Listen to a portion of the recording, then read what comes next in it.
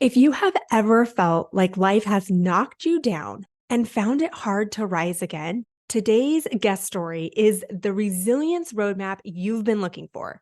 Today's guest was diagnosed with cancer, not one, but 4 times. So her story then takes an unbelievable twist because just when she thought she was on the road to recovery, doctors discovered a brain aneurysm on the brink of hemorrhaging. She faced not one, but 3 brain surgeries in just 8 days to repair the aneurysm. To say our guest has been through the ringer would be an understatement. So please welcome the author of Revisionary Thinking and the Successful Struggle, Courtney Clark.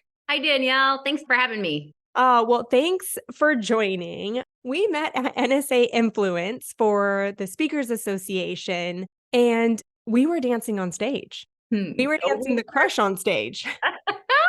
And I'm in the back of the stage. You come around, you grab my arm, you bring me to the front, and we are dancing all sorts of moves from the 80s, the 90s, in front of over 1,000 people. And it was such an incredible experience because I just remember this moment where you just had this warm smile and said, "Come on, girl, let's come up." Well, that is a life lesson right there. You bring the energy, somebody's going to pull you to the front of the pack.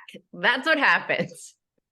It was so much fun. I've got it on video, and anytime that I want to look at me dancing ridiculous on stage, it's going to be that moment. Oh, hey, me too. Me too. I practiced so hard to be able to do that. Yeah, because you started out right from the beginning with only a handful of people, and you guys had memorized these dances and then brought up some of the audience members onto the stage. Yes, a little bit to make people laugh. That's one of my favorite things to do. Well, let's kind of get into your story because when I first met you, I said, wow, this woman is beautiful. She's kind. She's such a warm soul the minute I meet you. But then I read your story and I could not believe what you have overcome in your life and yet still to have this positive energy around you. So share with our listeners. I'm just so intrigued. When you found out that you had cancer, how did you feel? At 26, when I was diagnosed, it rocked my life. That is not a thing you expect in your 20s, 30s, even 40s.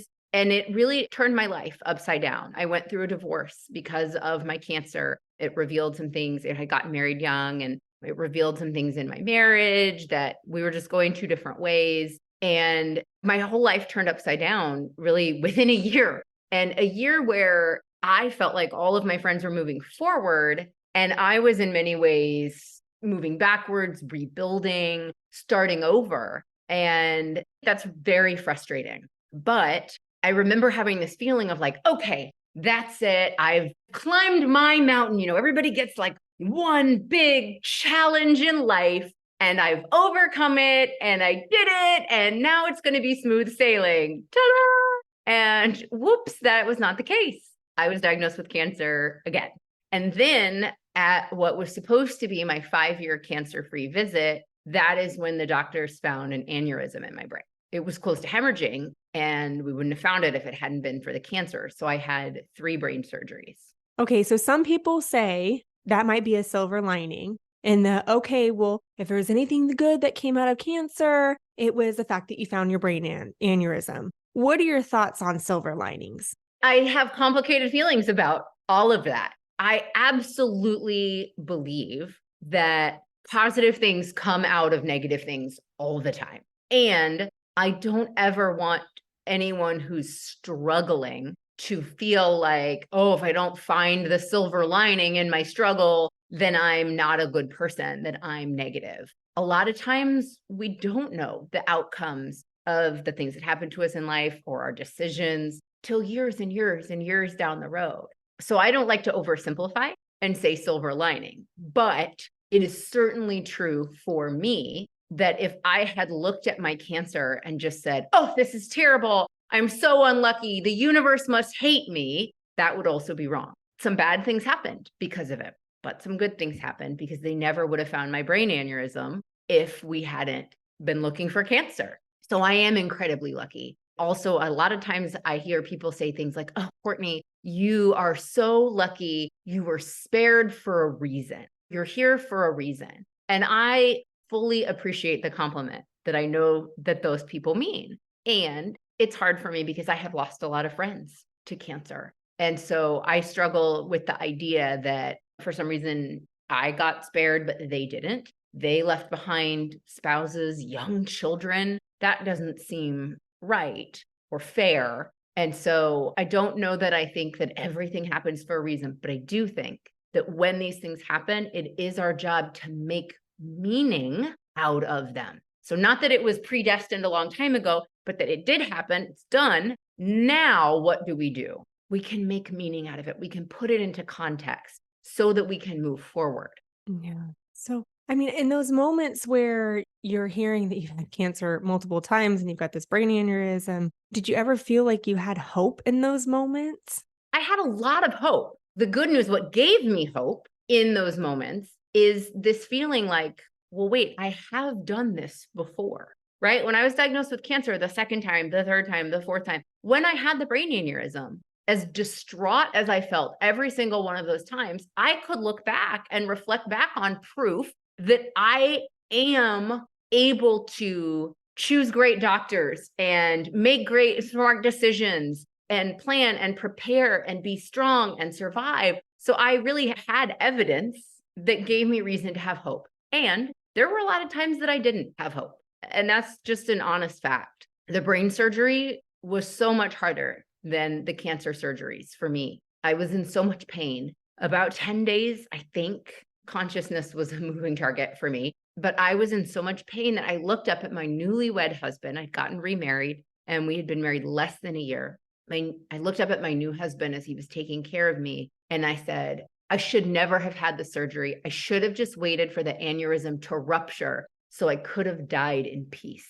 And on the one hand, it's embarrassing to have said that because I am so incredibly lucky to be alive and I would never wish that away. But I share that with people, even though it's embarrassing, because I do think that there is a cultural expectation. We love to hear the stories of heroes and people who are so strong and have been through something and, they had hope the whole time and never had a moment of doubt. And they were tough and they were strong and they beat it. And you can be just like that too. And if you're not, you stink. And so I share that because I think it's very important for people to know that it's not linear, that to be strong does not look like being positive 24 hours a day. To be strong looks like digging deep, even when you're not feeling positive, even when you don't have hope. That's real strength. I appreciate the authenticity and vulnerability in saying that because so often when we're going through challenges, people will look at us and say, oh, you're so strong. You've got everything put together. I wish I had the strength and resilience that you do. But sometimes they don't always know what's going on in the inside, that we may be experiencing stress and anxiety and uncertainty. But when we share the struggles that we're going through and how we're feeling, it actually opens up connection and it opens up the ability for people to come in and say, it's not about sympathy, it's about empathy and walking alongside somebody and saying, I'm right here with you. Yeah. And I remember a moment when I was going through, I suffered from severe postpartum depression after the birth of my twins. And I remember this moment of looking at my husband and I'm in complete tears. I wasn't eating. When I would eat, I would be throwing up. I was dehydrated. I was exhausted. My newborns had just come out of the NICU. We had just had a Category 5 hurricane come through. Oh. I remember looking at my husband and saying, I just want to go to sleep and never wake up.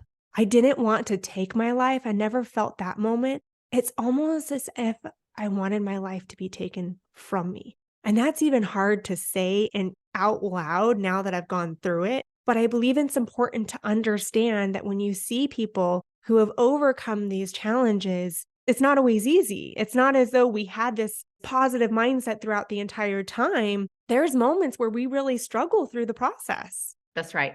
That's absolutely right. And I think what you're talking about too is sharing the humanity of that, right? The sympathy and the empathy, and then also just when we can talk about those things, that is being a human. As children, we go to school And like these kids get A's and these kids get D's, but none of them came in knowing anything that they know. The whole process is learning something. And that's like all of these life challenges are that too. Some people may be more inclined to bounce back or whatever you want to call it. Some people may be more inclined to feel positive, and other people struggle with that.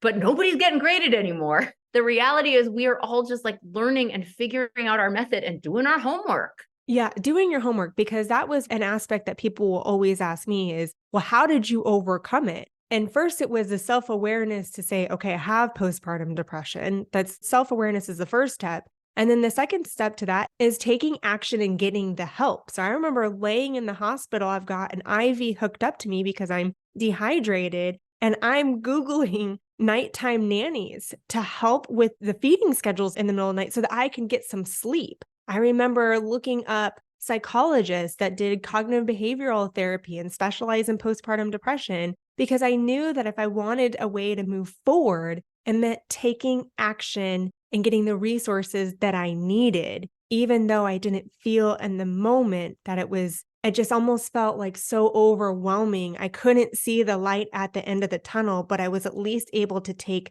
steps in getting the resources to help me get to the point that I could see the light at the end of the tunnel. Yeah, they say, how do you eat an elephant? One bite at a time, right? Like you can't fix the problem from laying there in a hospital bed, your hospital bed, my hospital bed, but you can go, okay, what's the next thing? So social scientists say that there's two kinds of coping. There's problem-focused coping and emotion-focused coping. This is actually what they're referring to when they joke that like women just want a man who won't try to solve their problem for them, but listen. I don't know, have any data to support that like men prefer problem-focused coping and women prefer emotional-focused coping. We all need to be good at both.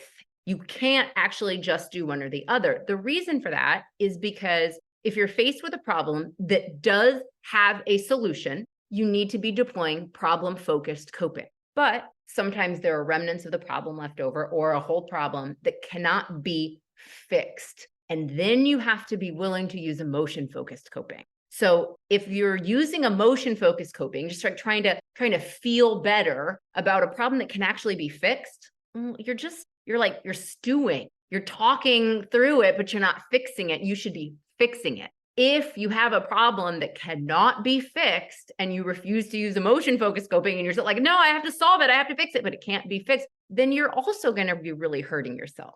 So if you think you have an imbalance, if you're better at one than the other, then it's like, what can you do? So in your case, you sought support in multiple areas, right? You sought that like tactical support of like, I cannot be in 5 places at once. How do I duplicate myself? This is a problem I can solve. And then how do I emotionally fortify myself with the internal skills that I need? You did both.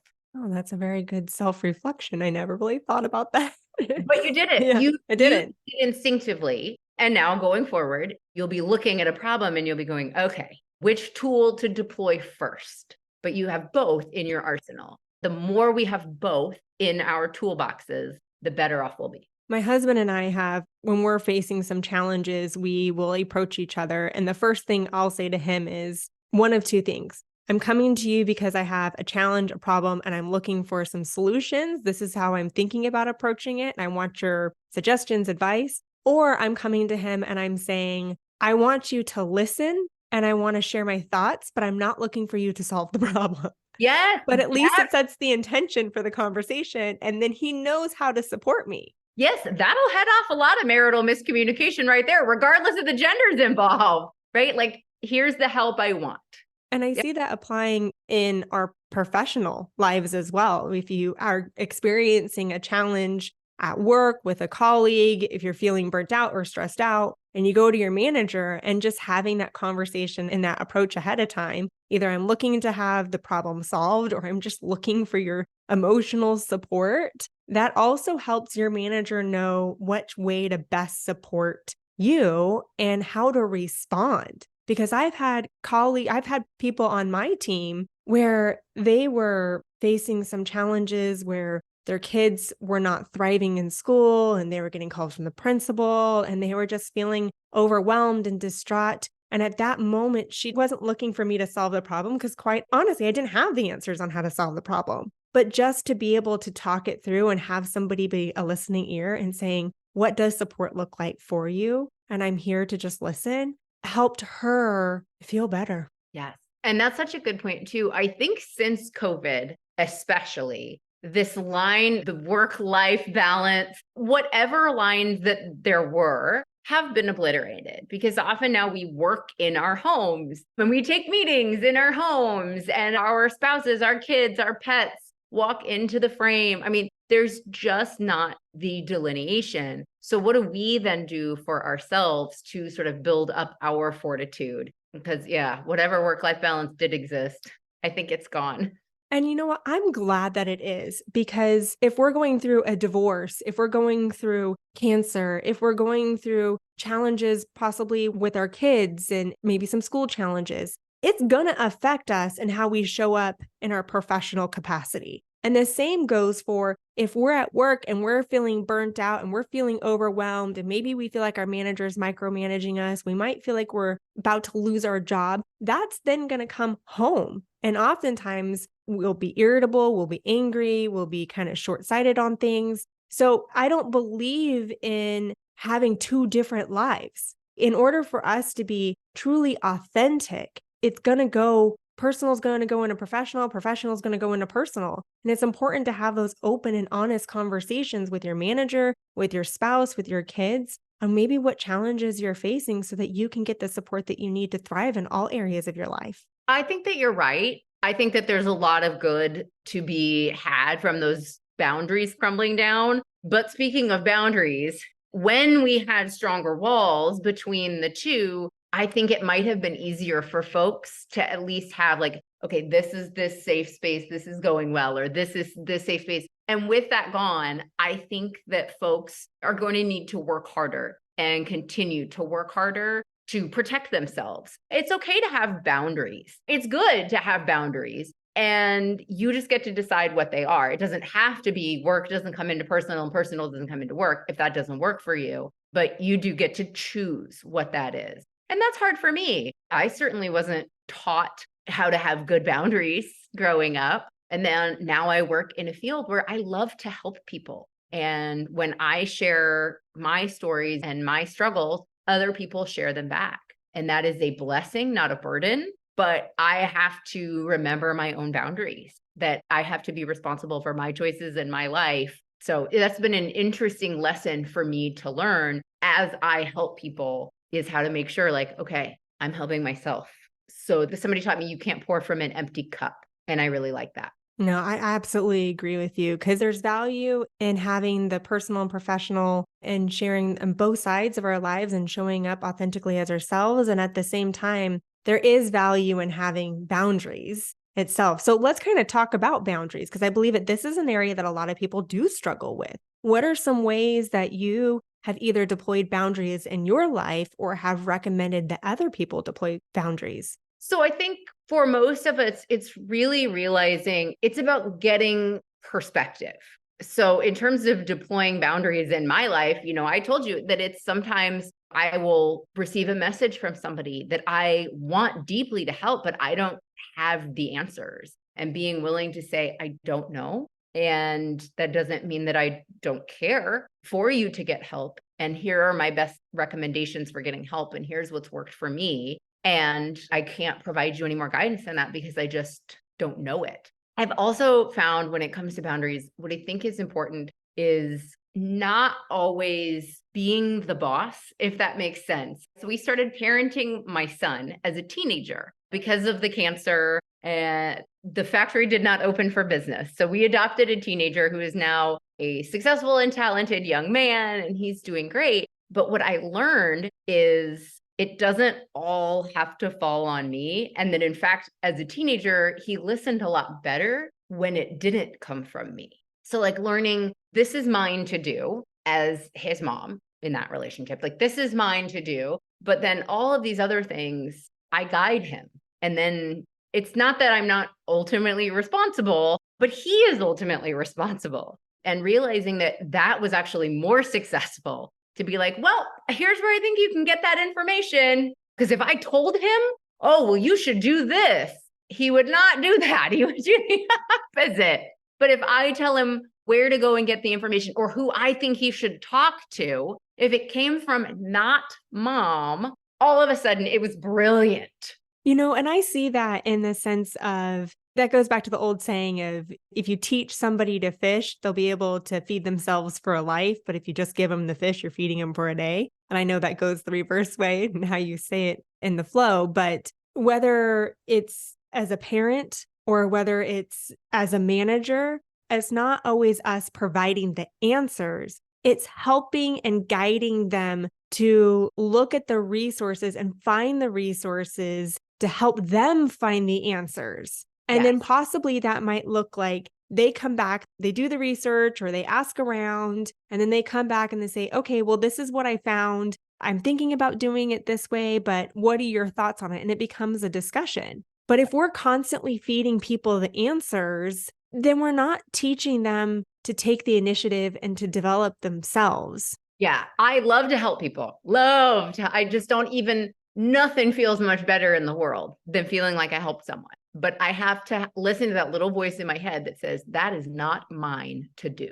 I think that's an area that when I was a manager, I struggled with. And what I've learned, because I saw the potential in people and I'd want to help them. But what I've learned is I can't want it more than you do. And the times that I have wanted it, possibly more than the other person, I would almost get frustrated that they weren't taking the steps that they needed to get to the goal that they want to achieve. And that would be frustrating. And I want to circle back to something about boundary setting, because you had said there's sometimes that boundary looks like being able to, it's just saying, I don't have the answers for you. I'd want to help you, but I may not have the answers. I also believe in boundary setting where if you feel like you're not in a mental place capacity to help someone, even though you may have the answers, even though you may be the best person to talk to.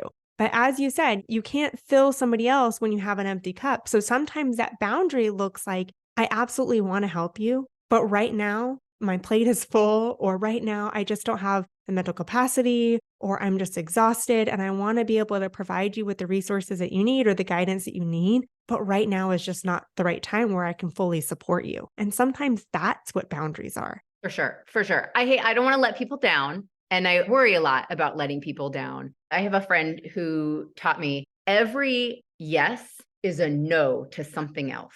So every time in your life you say yes, you take something new on, you may not even know what it is yet, but you're saying no to something else. And that no may be like catching up on the book that you want to read, but every yes is a no to something else. And so that often bounces around in my head too. That's like another reason boundaries are good. We got to be proud of our boundaries. You think about when people reach out, or maybe you're at work and you've been asked to take on another project. Maybe it's helping a friend with something. Maybe you've been invited to, I've got 6-year-old twins and now I'm getting just inundated with these birthday parties that their friends are sending to them. I would like to say yes, but that also means that I'm not getting my own individualized time with my boys, with my husband who works 2 jobs. And so sometimes that, as you said, that boundary is, yes, I would be saying yes to these fun birthday parties, but I'm saying yes to quality time with my kids that you don't always get because they're in school all day. Yeah. And to bring this back to resilience, right? That like, it's not that resilience is necessarily finite, but we do have to build it for ourselves. And things that can chip away at it, it's not even about being busy, right? So burnout, when I was looking at research about burnout does not come from being busy. We can be super busy and not be burned out if we feel like we have reason to be there. It's that motivation, understanding this is serving something, a value, a goal. Then we can be super busy and even exhausted, but not burned out. Burnout comes from busy plus a lack of framing, a lack of a greater context, a greater goal or mission.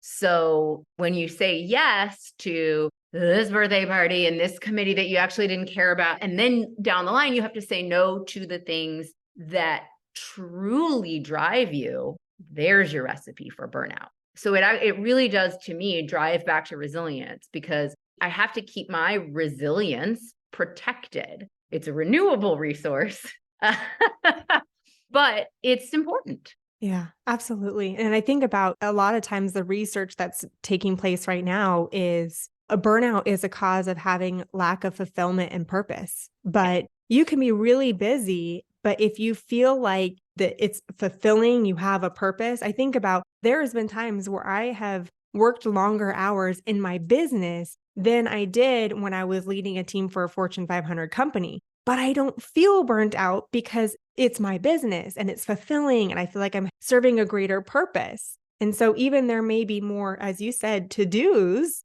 and in keeping the busy, it doesn't feel that burnout. Agreed. And so as leaders, then how this then translates to leaders is that when you have a difficult, challenging time in your group, how much context can you give your team? So when I talk about change, for example, I lead teams through change. And one of the things we talk about is that the number one proven thing that people can connect to during change, and change is disconnecting. The number one thing that people can connect to is the purpose of the change. And sometimes as leadership, we talk about like why change needs to happen. We talked about it 16 months ago in a closed door meeting when we decided the change needed to happen. And then by the time the change is rolling out, well, we're not talking about why anymore. We're talking about like who's going to do what, when, to-do list, action plan, bam, bam, bam, bam, bam. We're not communicating the purpose.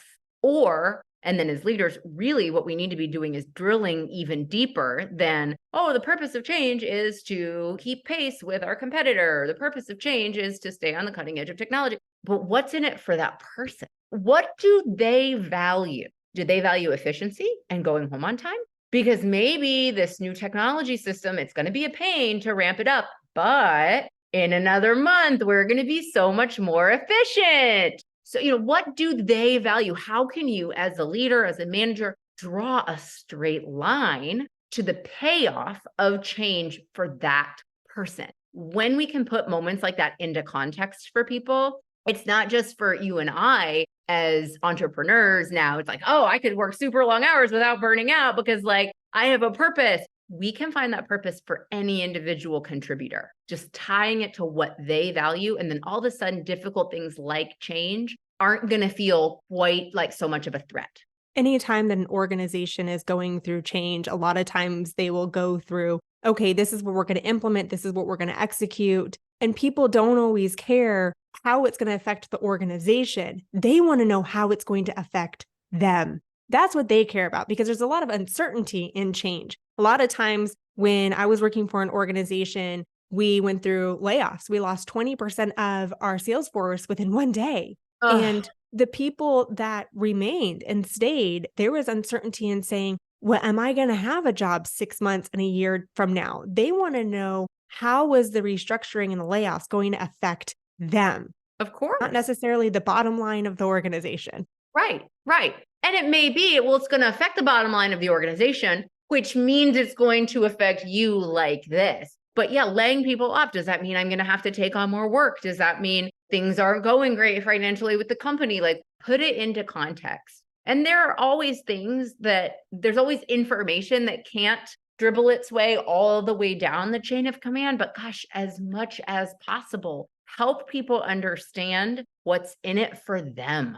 Not just the business made this decision because it's the best for the business, but like, hey, with this thing that you care about, this is going to be enriched, enhanced. It's going to open up opportunities for growth for you because blah, blah, like whatever it is that that person cares about, you can really help get them on board. Absolutely. People want to know what's in it for them, the why. And when people understand the why behind the decisions that are made, they're able to be part of the problem solving solutions and they're able to be part of the process of taking the organization to the future and where it's going in the direction that it's going to be in the future. So thank you. Want to be a part of that. Absolutely. They definitely want to. In fact, Crystal, for those of us that are listening, Crystal Washington was on the podcast and she talked about leading teams through change. And she talked about how could you future-proof your organization in a fast-paced world where technology is changing at such a rapid pace,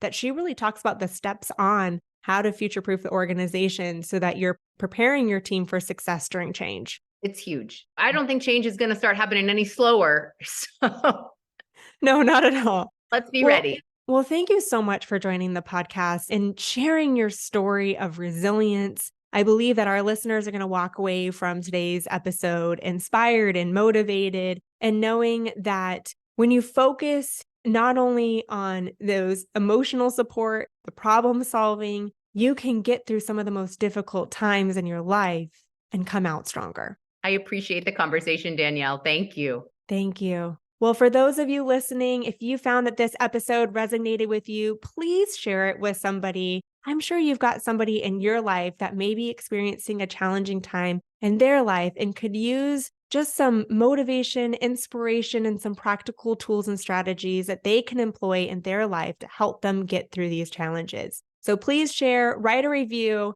and until next time, be unstoppable.